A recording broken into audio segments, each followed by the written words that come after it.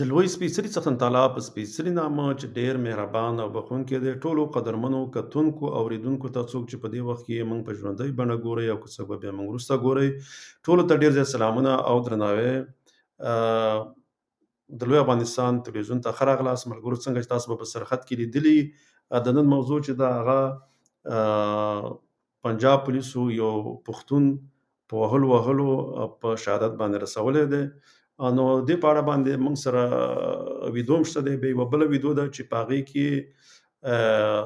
زه غواړم په هغې باندې خپله تبصره تاسو سره وکړم. ځکه هغه داسې ده چې یو پنجابی هغه وایي چې دغه دی په بلوچستان کې پنجابیانو شناختي کارت کتل کېږي او بیا وژل کېږي یا په هلاکت رسول کېږي. نو د هغې په اړه باندې یوه ویډیو را سره ده، دا دواړه به زه له تاسو سره شریکوم. تر پایه له ما سره اوسئ. لومړی به په دغه چې دا پښتون چې په شهادت رسولی دی دا ویډیو به درسره شریکه کړم، بیا به پرې زه خپل نظر هم له تاسو سره شریک کړم. راځئ چې دا ویډیو په ګډه باندې وګورو. پنجاب کې د پښتون سړي دا ټول پښتانه ووري په پنجاب کې زمونږ د پښتون د میږي عمر کده نشته کوس کیږي کنه قسم دې کده یو پنجابي نه وایره مړه چې سکه تور الله ذکر تور په خوده مې قسم دې په قانون لټوم زه په مریم نواز د کسه شي او د وزیر داخله محسن نقوی او په آی جی پولیس پنجاب زه دا وکیلان مرګري د ما سره نه مګر هم لا پاسانیو زه په دای کې قسم مې په خوده کې په دای هم کې جمع کوم او بیا تر دا تلکه خرو دغه بشات سړی واه دا حساب ته زه پولیس کې باندې دلته هم د خیبر پښتونخوا پولیس ته قسم دې چې روټي ولا ورکي کیس می پی فایار می پی کسټډي می او چې روټي ولا ورکي زمون پولیس او دای باندې سوچ تاسو دا څه کارو کې بوم لو دې حد لمو هارت اٹیک وتاو شو چې زه پولیس افسر ما او زه دا کسانان تر پریوار په مساله پوښتوم 420 اغوا او 302 که تاسو انصاف کوله او پښتون پاکستاني غړل او پښتون مسلمان غړل نن بدا حالات نو کاکا دا تاسو په خپل پولیس کې دا تاسو خوري چې کم دی ال د روزګار لته ول د ول روزګار کو دل د زمونږ د صوبه کې جسدي ملازمین تنخواه پته جاړي دیاړي ما روټي پورې اړه نه د بده ورځ د تلی خخ صحیح صفا سوتره مزدوري کوله گاډي چالول کنه جی گاډي چالولو الته مزدوري کوله د خپل کوم قطار چې کوم پاشه ده خو کارتلو نو بل تشدد پیجی دومره شوی دی کنه جی پرون دل د مونږ لامبولو چې مونږ ولټولو نو پدې دی باندې چته پکوندا خیا په سوال دا دی کنه جی نو د دې وینه تر خخول پورې نو درېدا تر خخول پورې نو درې مونږ د تاسو کو څه چل کړو او نو هي هارت اٹیک یادو هارت هولان دی او تاسو دې دې کې څه چلو ملګرو دا ویډیو خو تاسو ولیدله، نو موږ همیشه دا خبره کړې ده چې پنجاب چې دی همیشه په پښتنو باندې ظلم کوي او هغه پښتانه داسې ټریټ کوي لکه دوی چې د هغوی غلامان وي او دلته صرف یو قوم واکمني چې هغه پنجابی دی. او ځکه دا یوه رښتیا هم ده، ځکه چې پنجاب چې دی هغه ولې زورور دی؟ هغه زورور پر دې دی چې د پنجاب فوج زورور کړی، ځکه پنجاب فوج چې دی هغه ټول د پنجاب د ګټو خوندیتوب لپاره جوړ فوج دی او دغه وسایل چې دي دغه نورو سیمو هم په زوره باندې وړي. لکه دی اوس دغه زمونږ ورور یوه خبره وکړه چې دلته چې دی وایي په دې باندې ډېر ظلم شوی. نو هغه بل ته پوښتنه کوي چې ولې ستاسې دغه نفر یا هغه د کسان ولې ځي هلته پنجاب ته چې مزدوري وکړي؟ هغې ویله چې دلته خو کار روزګار دپاره څه نشته. ولې د کار روزګار دپاره څه نشته؟ ځکه چې دلته په د پښتونخوا او د بلوچستان چې څه وسایل دي دا ټول پنجاب ته وړل کېږي او هلته ورته فابریکې لګولې دي، نو بیا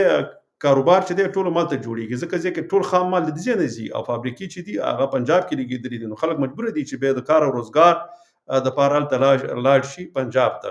نو هغه چې ځي بیا ورته ورسره دغه ځای پولیس ډېر ظلم کوي. تاسو ویډیو کې ولیدل چې هغې ویله چې دی ویله چې دا د قلبي حملې له وجې چې دی هغه مړ شوی دی، خو مګر هغه پښتون چې دی وایي نه، وایي هغه په سر باندې د کنداغ وهلو سره د هغې په سر کې زخم شوی او د هغې نه وینه تله. نو د دې نه معلومیږي چې هغه د دغه زخم او د وهلو او ټکولو له لاسه چې دی هغه په شهادت باندې رسېدلی دی.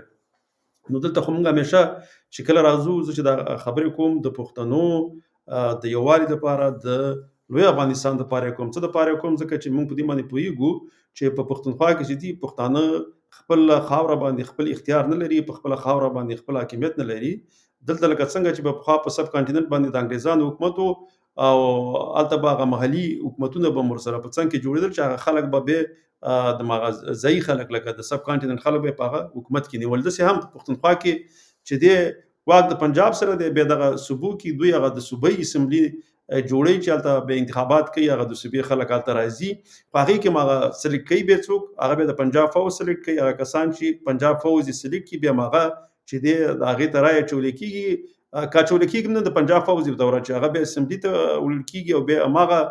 د پنجاب کومې ګټې چې دي او څه ورته بیا د پنجاب فوج ډیکټیټ کوي، بیا هم هغې دپاره بیا هغه صوبایي اسمبلي کې هم هغې ته بیا ووټ ورکوي. نو هلته واک چې شو د چا شو، ځکه هغه هم هغه د پنجاب دی. صحیح دی دلته د صوبایي اسمبلي حکومت به وي خو دا خپله واک نه لري، خپل اختیار نه لري. ځکه اوس وګوره دیو دغه د پښتونخوا د صوبې څه وسایل چې دي په دې کې لکه 50% دا ورته ویل شوي دي چې دا به د پنجابي د وفاق نه، هغه په وفاق هم دا شو چې نه پنجاب شو، او دا 50% چې دي دا به د دې صوبو خپل څه ګټه چې دغه به صوبو ته راځي. خو دې کې داسې دی چې هلته هغه خلک چې راځي چې دوی کله قراردادونه د بهرني هیوادونو سره کوي، هغه هم له وفاق حکومت کوي، نو هغه وفاق چې وکړي هغه په هغې کې هم هغه ګټه واخلي، خپل هغه چې بیا وروسته څه هغه ګټه راځي بیا هغې کې هم 50% دغه ته ځي، د وفاق ته ځي، او هغه باقي پاتې هم بیا هغه فوز په یو رقم باندې هغه 13 ترمیم ورسره بیا نه مني، هغه هم ټول هم هغه د پنجاب فوز هم تې ویسي او د وفاق حکومت هم تې ویسي. نو هلته بیا چې دی واک او اختیار چې دی هغه صرف د پنجاب سره دی. زه د سره دا بله ویډیو هم لږ ږدم او د هغې نه وروسته زه په دې باندې هم تبصره کوم، دا تاسې وګورئ. बहुत कसूरवार है। मैं पंजाब का नुमाइंदा नहीं हूं, ना पंजाब का नुमाइंदा बनना चाहता हूं। पंजाब को गाली देने से आपको कुछ नहीं मिल रहा। पंजाब के बच्चे भी, पंजाब की बेटियां भी, पंजाब के बुजुर्ग भी शनाख्ती कार्ड दिखाकर जबा कर दिए जाते हैं। कोई एक आवाज पंजाब से नहीं उठती बलूचिस्तान के खिलाफ। हम समझते हैं कि ये बलूचिस्तान के अवाम नहीं है, ऐसा बलूचिस्तान के अवाम नहीं कर सकते। हम फिर भी यहां से मोहब्बत के जमजमे, मोहब्बत के हार उनके गलों में डालते हैं, गाली नहीं देते किसी को। हमें पता है कि ये कौन लोग हैं और इनके पीछे कौन है। मैं आपसे गुजारिश करूंगा कि हमारी अब वफाक क्या है कि जी वफाक ने ये कर दिया, वफाक प्लीज मेरी बात सुने। خبرې خلاصېږي او زه په دې باندې خپله یوه تبصره لرم، ځکه دغه سړي چې کومې خبرې کولې دا داسې وایي یو پنجابی دی، وایي کله چې په بلوچستان کې پنجاب هغه د بلوچستان لیبریشن آرمي چې ورته وایي د خپلواکي غوښتونکي چې کوم دي د بلوچستان، وایي هغه چې پنجابیان هلته ونیسي، وایي بیا ولا شناختي کارتونه ګوري او چې پوه شي چې دا پنجابی دی بیا هغه راښکته کوي او وجني.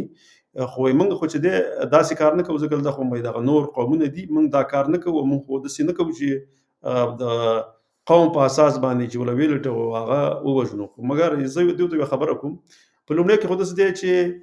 ستاسې د طرف نه د ولس خوا نه دا کار چې دی هغه د پنجاب فوج کوي. د پنجاب فوج په بلوچستان کې دومره بلوچان ووژل، ورسره هلته پښتانه هم ووژل، هلته چې څوک هم خپل د حقوقو یا د خپلو وسایلو لپاره په بلوچستان کې څوک غږ کوي نو هغه چې دی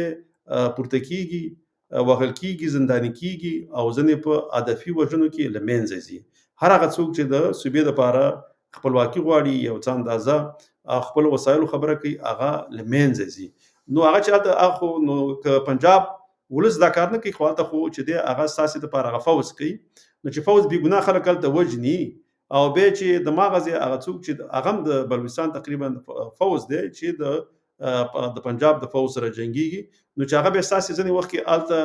خلک ځي، هغې وله شناختي کارتونه به کیدای شي دې لپاره ګوري چې وګوري چې کوم کس په فوج کې چې دوی بې ګناه خلک وژني، کیدای شي بیا هم هغه خلک چې دي هغه به تښکته کوي او هغه به بیا له منځه وړي. نو ستاسو دپاره ستاسې د پنجاب فوج کوي، ځکه هغه ستاسې ګټې ورته خوندي کوي، او هغه ځای کې چې دي هغه بیا چې دی هغه خپلواکي غوښتونکي بیا د بلوچستان د طرف نه کوي او هغه بیا ستاسې د منځه وړي. صحیح دی، ستاسې هلته په بلوچستان کې هلته د صوبایي اسمبلي هغه کوم حکومت چې دی په هغې کې خو بلوچان شته، مګر هغه ستاسې غلامان دي. داسې به پخوا په سب کانټیننټ کې به ډېر هندوان به وو چې هغې به په خپلو هغه محلي ځایونو باندې حکومت خو اختیار او واک چې دی هغه به د پاس د انګریزانو نه راته. اوس هم داسې دی چې بلوچستان کې څه کوم حکومت دی هغه د بلوچانو په خوښه حکومت نه دی، هغه د پنجاب حکومت دی، د پنجاب د واکدارۍ دپاره کار کوي او د پنجاب د ګټو دپاره کار کوي. صحیح ده، په نوم باندې مخامخ چې دي هغه بلوچان دي، خو مګر هغه چا دپاره چې کار کوي، د چا دپاره چې وژنې کوي، هغه د پنجاب دپاره کوي. لکه داسې مخکې به چې موږ که ګورو یو وخت کې لکه د مغولو په وخت کې بچې اجمل خوشحال خان خټک به چې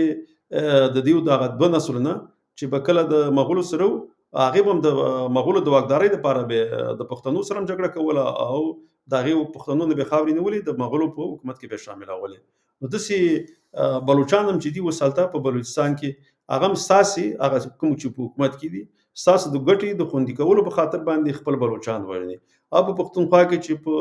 فوج کې څوک دي یا په حکومت کې څوک دي، ستاسو د ګټې د خوندي کولو په خاطر باندې هغه پښتانه چې د پښتونخوا د وسایلو خبره کوي، په خپله خاوره د خپل اختیار خبره کوي، هغه خلک ستاسو د ګټو په خاطر باندې همدغه پښتانه رانیسي، ستاسې غلامي کوي او هغه خپل پښتانه ورونه رانیسي او هغه چې دی یا یې زنداني کوي یا یې په هدفي وژنو کې وژني او یا یې له منځه وړي. ملګرو، زه پښتنو ستاسو ته نن یوه خبره کوم. موږ چې کله دلته دا خبرې کوو، موږ د دې په خاطر دا خبرې کوو چې موږ لوی افغانستان غواړو، د پښتنو یووالی غواړو او موږ په دې باندې پوهیږو چې تر څو پورې لوی افغانستان جوړ شوی نه وي، پښتانه چې دي په نړیواله سطح باندې هېڅ خپل یو مقام ته نشي رسېدلی. ولې نشي رسېدلی؟ ځکه چې دلته چې دی د 80 میلیونو پښتنو واکدار چې دی هغه پنجابی دی او د هغې دپاره چې کومه پالیسي جوړیږي د پښتونخوا د خاورې دپاره، د هغې د وسایلو دپاره، دا به له څوک جوړوي؟ دا به له پنجابی جوړوي. که د هغې بهرنۍ پالیسي، که داخلي پالیسي، که سیاسي او که اقتصادي او که نظامي، دا څوک جوړوي؟ دا پنجاب جوړوي. هغه به داسې پالیسي جوړوي چې پښتون پکې سر پورته نه کړي، په دغه ځمکه باندې یا په دغه جغرافیه باندې به همیشه جنګونه وي، پښتانه به پر مخ باندې نه ځي. خو بیا هم که چېرته کومه پښتانه یا په ټکنالوژي لحاظ باندې مخکې لاړ شي یا څه شی جوړ کړي، نو هغه به چاته ځي؟ د هغې ګټې به هم پنجاب ته ځي. لکه عبدالقدیر چې و یوسفزی اتومي سرای جوړه کړه،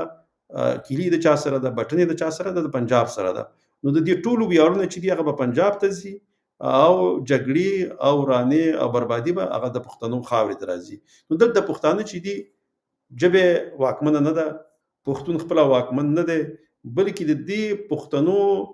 د اکثریت د لاسه په افغانستان کې هم مشکلي، ځکه دې په خاطر باندې چې دلته